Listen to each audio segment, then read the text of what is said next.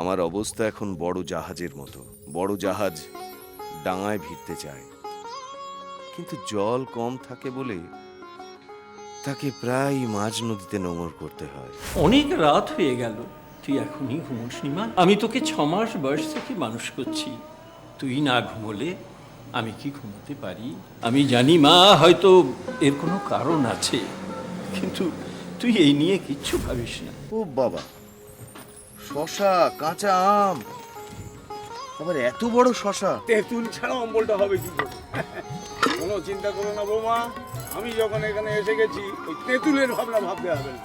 একটু সবুর করো, আমি সব জোগাড় যন্তর করে নিয়ে আসছি। তোমার স্নান হয়ে গেছে কমল? মা ঠাকুরুন!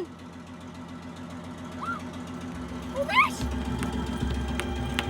উমেশ!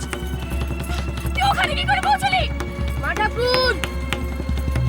আমার ফেলে যেও না মা ঠাকুরুন! অক্ষয়, কিছু মনে করো না, আমার বাবার না কোনো বিষয়ে কোনো কাণ্ডজ্ঞান নেই। হেমকে এটা সান্ত্বনা দেওয়ার সময় নয়, এটাই ওকে প্রকৃত আঘাত করার সময়।